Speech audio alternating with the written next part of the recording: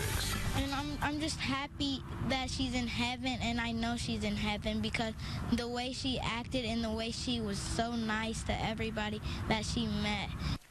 A final goodbye to a hero in the classroom. Students, friends, and family remembering the life of Susan Jordan. Also now at 11, a year after a car crash postponed his basketball career, Josh Spidell makes his sideline debut with the University of Vermont. And tonight, we hear from him about this unforgettable experience. But first, more than 1,000 people in our community saying goodbye to a legend in education, Susan Jordan. She was the principal for 22 years at Amy Beverland Elementary in Lawrence. Now, she was killed earlier this week when a school bus hit her in front of that school. In her last act, she was seen saving several students, pushing them out of harm's way. Tonight, Jordan is being called a true hero. Her life and legacy celebrated at St. Luke's United Methodist Church today during her funeral. RTV6's Liz Adiola has how many will remember Principal Susan Jordan. And we are asking for your help to carry on Susan Jordan's legacy. The Amy Beverland School has requested books be donated in lieu of flowers, so we are trying to collect as many as we possibly can.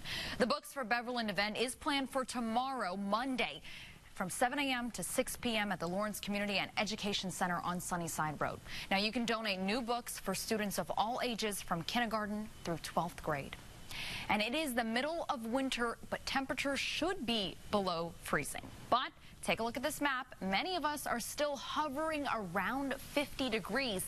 Feels kind of like spring, but some changes are on the way, so let's head over to Storm Team 6 meteorologist Kyle Mel. Now to a warning for everyone. Do not step on any ice covering a lake or pond because chances are you'll go right through it. That's what happened today to a child who was walking on a pond and fell through the ice near the 9400 block of Bob Drive in Lawrence, which is near Pendleton Pike and 56th Street. Now, a Lawrence police officer pulled the kid out of the water. Emergency crews taking that child to a local hospital where that kid is expected to recover. That life-saving officer, though, he's talking with us tonight about what happened when he raced to save that child. I was setting my duty belt on the ground to go into the ice. I just wanted to get that kid out of there as fast as possible because I know he has a parent, and that parent is probably just as worried about him as I am my own child. If you live close to a pond, lake, or river, make sure to keep an eye on your children and let them know not to walk on any ice because it is simply too thin. Well, Joshua Spidell is proving to the world he will not be defined by a car crash that put his life plans on hold last year. The young basketball star made his debut for his first home game at the University of Vermont, the school he was supposed to play for, today. Josh greeted the players during introductions, and then he sat on the bench during the game right next to the head coach. No, he's not playing yet, but Josh is taking step after step forward and putting on that jersey. It is still the goal. Well, Josh is still recovering from that car crash from last February. Following the accident, he deferred his enrollment at Vermont. For now, he's attending classes at Ivy Tech and also working part-time as a teacher's assistant. Developing now, police are identifying Indianapolis' latest homicide victim, and officers are still searching for the shooter. Friday, 31-year-old Charles Brown was shot in the leg on the northwest side. He then showed up at his sister's home in the 4400 block of Robertson Boulevard. She rushed him to a local hospital, but Brown died shortly after arriving. Now, investigators now say they believe someone shot Brown just outside of Robertson Boulevard.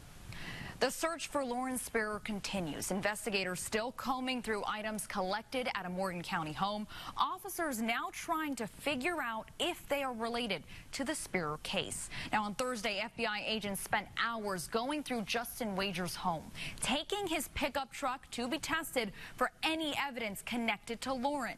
Wagers has been in the Johnson County Jail since August, accused of being a serial flasher. So far, there's no tie between Wagers and Lauren, but but police tell us the investigation continues.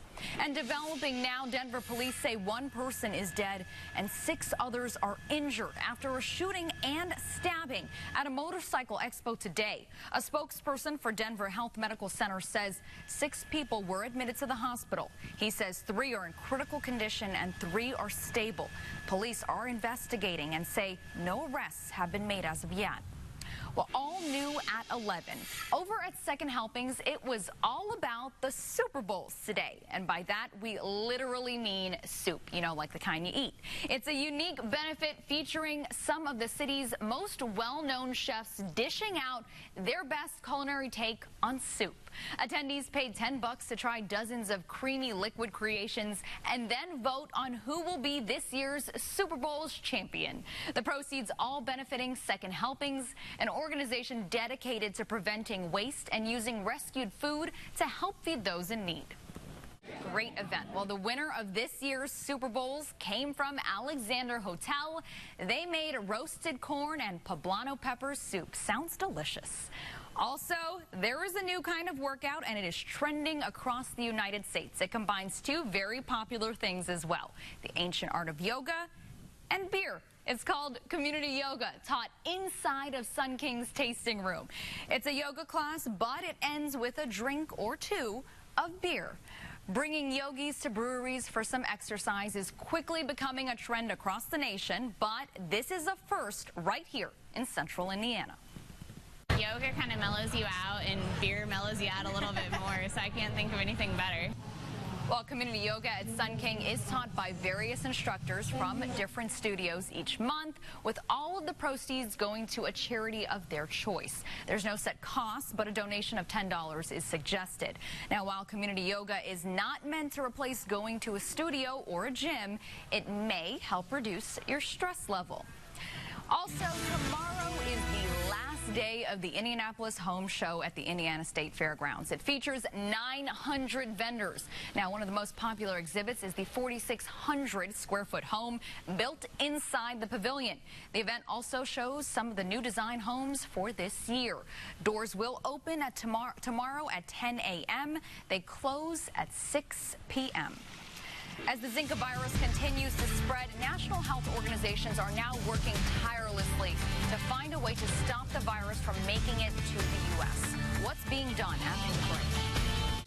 Concern tonight as the Zika virus continues to spread. The Centers for Disease Control and the World Health Organization now trying to figure out how to stop it. The virus is a mosquito-borne illness that is currently in South America, Central America, and the Caribbean islands. It can only be spread to humans by mosquitoes. Health officials say the Zika virus is causing birth defects in Brazil.